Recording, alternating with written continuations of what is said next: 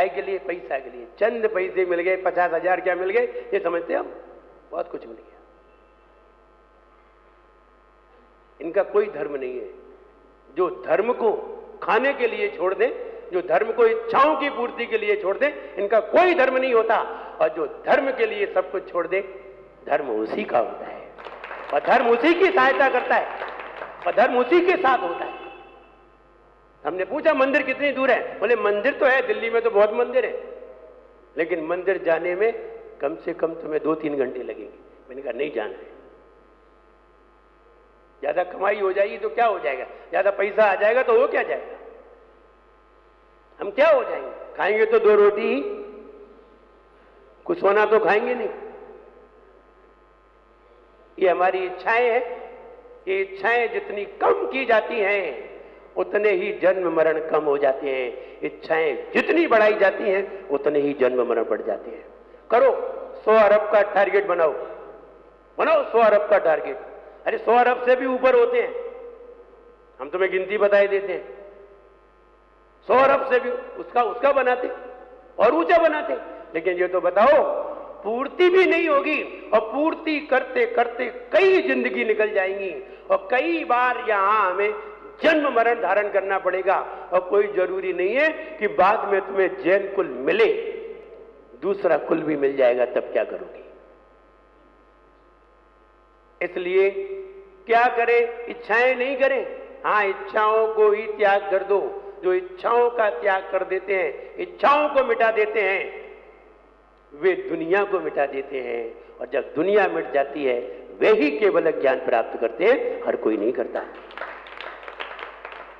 इसलिए पहले ही हमने लिख दिया कि जन्म तभी तक होता है जब तू कर्म सजोता है। जन्म तभी तक होता है जब तू कर्म सजोता है। इच्छाओं को बोता है, इच्छाओं को बोता है, इच्छाओं को बोता है, इच्छाओं को बोता है। इच्छाएं दुखदाई है, जन्म मरण को लाई है।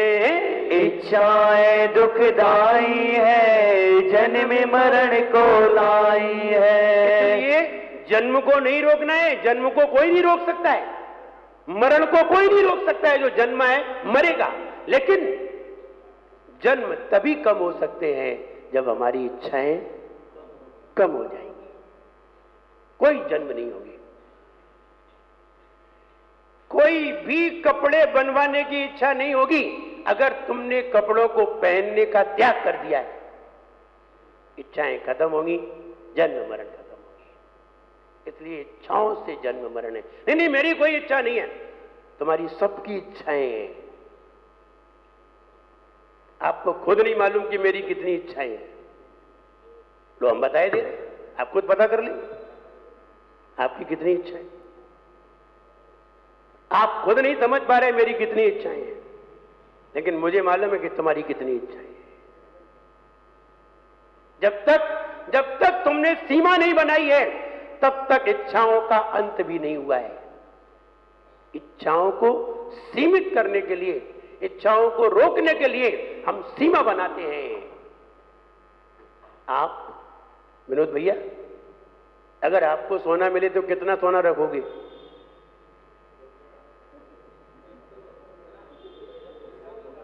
बताओ, 10 किलो, 20 किलो, 50 किलो, 100 किलो, कितना रखोगे? बोले कल बताएंगे।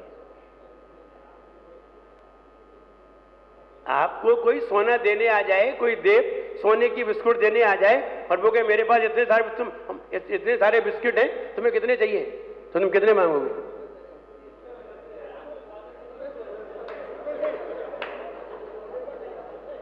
सब कितने? अरे फिर वही बात, यानी जितने हैं आ गए ना। तुम्हारी इच्छाएं कितनी हैं? अनंत हैं, क्योंकि तुमने इच्छा की कोई सीमा ही नहीं बनाई। जितने हैं सब।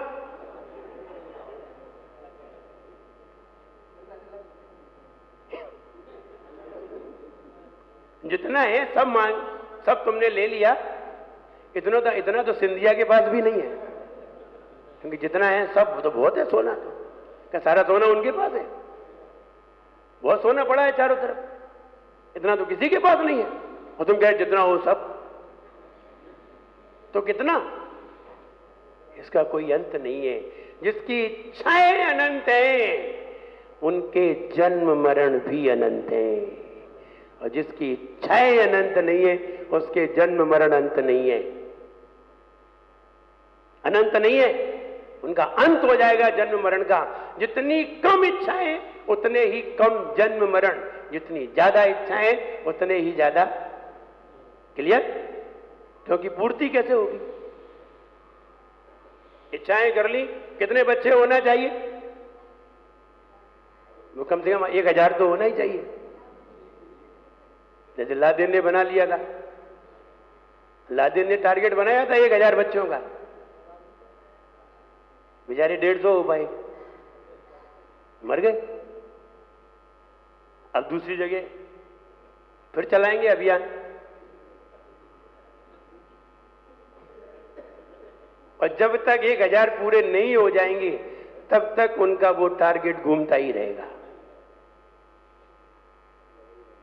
समझिए, इच्छाएं दुखदाई है। कोई भी इच्छा हो, इच्छा कहते किसे हैं? अब समझना पड़ेगा। What is called desire? इच्छा कहते किसे हैं? इच्छा उसे कहते हैं जो इंद्रिय के विषयों के काम आए और मन की कषायों की पूर्ति करे। जो विषय, भोग और कषायों में जो विचार होता है वो सब इच्छाएं कहलाती हैं। विषय, भोग और कषाय, इनके प्रति जो भी विचार होता है वे सब इच्छाएं कहलाती हैं। और जो सम्यक दर्शन, सम्यक ज्ञान, सम्यक चारित्र, तप, शक्ति, गुण, गुणों के लिए जो विचार होता है उसे भावना कहते हैं। It is very different.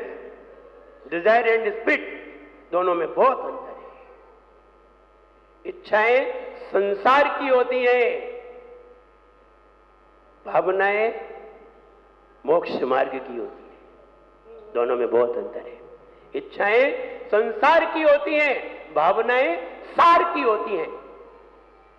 सार अलग चीज है और संसार अलग चीज है। ये बात अलग है कि सार संसार में ही है, सार संसार में ही है, संसार में से ही सार निकलता है। अगर सही डेफिनेशन जानना चाहते हो तो सम सार बराबर संसार, सम सार बराबर संसार। सम माने सही तरीके से जिसमें से सार निकलता है उसे संसार कहते हैं। इसी में से ही सार निकलेगा। इंसान में से ही भगवान निकलेगा। भगवान में से इंसान नहीं निकलता, इंसान में से भगवान निकलता है। असार में से सार संसार में से सार निकलता है। दूध में से घी निकलता है, घी में से दूध नहीं निकलता। मेंट टू बी गॉड, आदमी ही भगवान बनता है। वाइस वर्षा, भगवान कभी आदमी नहीं बनता, आदमी ही भगवान बनता है। इसलिए संसार में से ही सार निकलता है, सार में से संसार नहीं निकलता। बात समझने की है, हम समझे। इच्छाएं हमने वो तो ली, इच्छाएं हमने कर तो ली, अब ये तो बताओ पूर्ति कब होगी? और पूर्ति कर नहीं पा रहे, और पूर्ति नहीं कर पा रहे हैं और इच्छाएं करते जा रहे हैं, तो आगे क्या होगा? जन्म मरण की संतति बढ़ती चली जाएगी। इसलिए जन्म मरण को कमजोर करना है, मरण को कम करना है, तो कुछ मत करिए। क्या करिए? इच्छाओं को बंद करिए। देखिए, कोई महाराज बनते हैं, क्या करते हैं? इच्छाओं का त्याग करते हैं, सारी इच्छाएं हटा देते हैं। अभी तक घर था, द्वार था, परिवार था, व्यापार था, सब हटा दिया। ना घर, ना द्वार, ना व्यापार, ना परिवार, सब हटा दिया, कौन रह गए? हम अकेले रह गए। अब मेरी इच्छाएं क्या है? अब शरीर को चलाने के लिए एक आहार करना पड़ता है, तो ये कह दिया आहार में भी इच्छाएं ना करूं, जैसा मिल जाए वैसा ही दिया, जैसा मिल जाए, जैसा मिल जाए वैसा ही दिया। फिर भी जैसा मिल जाए, मन का मिले मन का न मिले, तो भी अपना मुख नहीं बिगाड़ना है। मुख पे तो प्रसन्नता ही रखना है, चाहे तुम्हारे मन का मिले चाहे तुम्हारे मन का न मिले।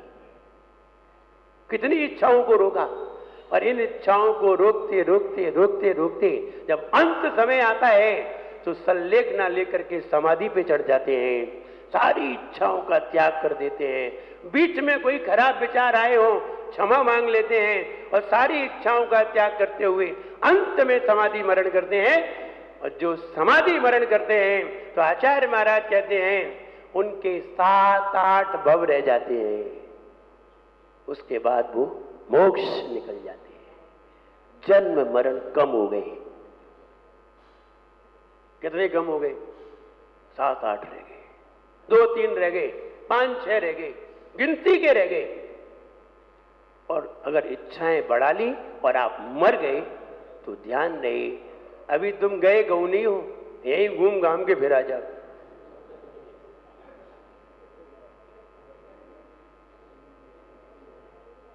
एक के यहां दादा की मृत्यु हो गई,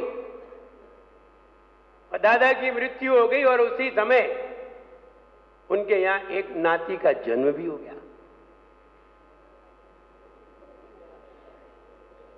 दादा की मृत्यु हुई, इधर नाती का जन्म हो गया। अब सब लोग खिला रहे थे, सब लोग बैठते ही, ये बुआ चाचा चाची सब बैठते। अब बच्चे को देख रहे, क्योंकि इसकी नाक तो दादा जैसी है, सब लोग अपने अपने देते हैं। इसकी आंखें तो दादी जैसी हैं, इसका माथा तो इसकी मम्मी जैसा है। तो ऐसे सब लोग बातें कर रहे थे, तो कोई कह रहा था कि इसकी नाक, इसके होंठ दादा जैसे हैं। तो एक जन खड़ा हो गया, बोले दादा ही हैं, ये छोटे हो के आ गए, बड़े थे छोटे हो के आ गए, दादा ही हैं जी। तो उसमें एक छोटा सा बच्चा और था। तो बच्चा ये था कि वो बच्चा ने बीच में सबको हंसी दिला दी। उस बच्चे ने कहा कि सब लोगों ने कहा इसकी नाक ऐसी है, इसके कान ऐसे हैं, इसका मुंह ऐसा है, इसकी होंठ ऐसे हैं, आदि आदि सब बता रहे थे। तो एक उसका जो बड़ा भाई था, जो 4 साल का था, बोले इसकी नेकर तो मेरी है, कि नेकर तो मेरी पहना है। तो सारे लोग हंस पड़े। तो कहने का मतलब ये, लेकिन दादा ही हैं, ये तो बताओ कि दादा घर में आए क्यों? ये घर ही उन्हें, यही घर पसंद आया। अरे मोह नहीं छूटा इसलिए दादा यहीं लौट आए, कैसे तैसे तो निकले थे।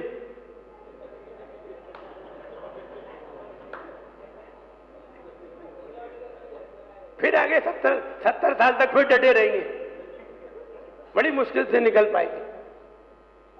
तो फिर 70 साल तक फिर डटे रहेंगे। आदमी वो पता नहीं चलता है, आदमी कितना दुखी होता है। एक व्यक्ति की पत्नी मर गई, तो पत्नी मर गई, अब पत्नी मर गई, अब क्या कर सकता है? अर्थी पे लेटाया, अच्छे कपड़े, लाल कपड़े पहना के ले जा रहा था।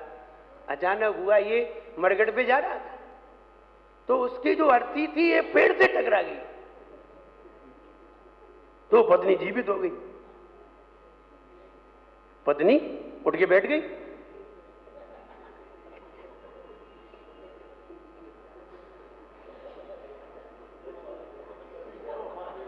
पत्नी मरी नहीं थी, पत्नी सच में नहीं मरी थी,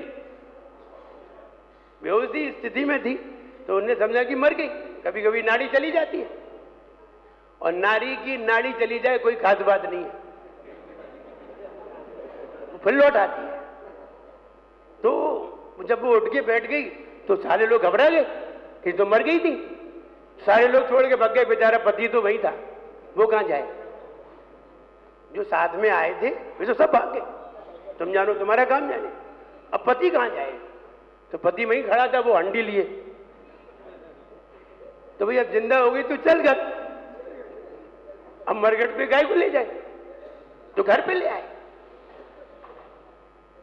डॉक्टर को दिखाया तो डॉक्टर ने कहा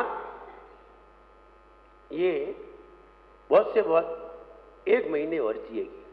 बोले कोई बात नहीं, 30 साल रहे, 30 दिन और सही।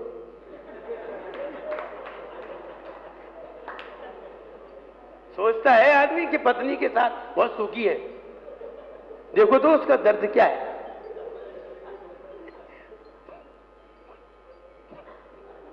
बोले 30 साल रहे, 30 दिन और सही।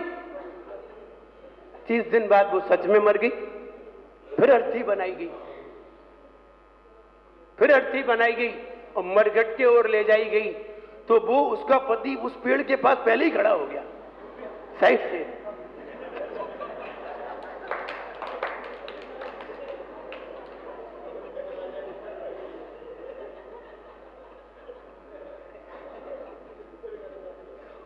आदमी समझता, आदमी क्या समझता, मैं बहुत सुखी हूं पत्नी के साथ। उससे पूछो कितना दर्द होगा जो पहले से ही वहां खड़ा हो गया। बोले ये दोबारा ऐसी दुर्घटना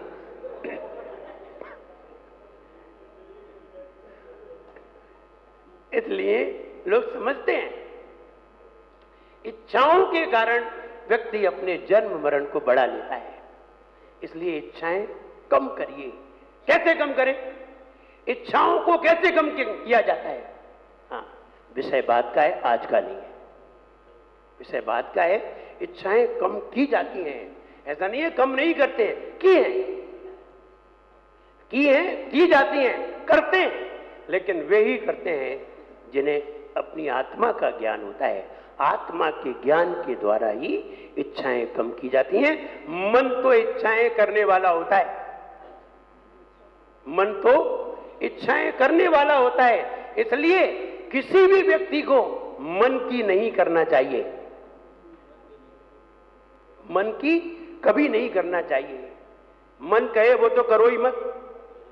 बोले और कोई कुछ कहता ही नहीं है, मन ही मन है जो कहता रहता है। नहीं नहीं, और भी बोलता है। जब आप इधर उधर देखते हैं तब मन बोलता है।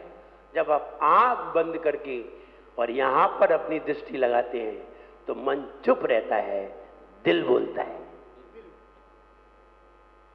एक व्यक्ति को आपने झापड़ मार दिया, बच्चे की पिटाई कर दी, बच्ची की पिटाई कर दी, अथवा किसी से कुछ बुरा बोल दिया, कोई कुछ भी नहीं कहने वाला यार।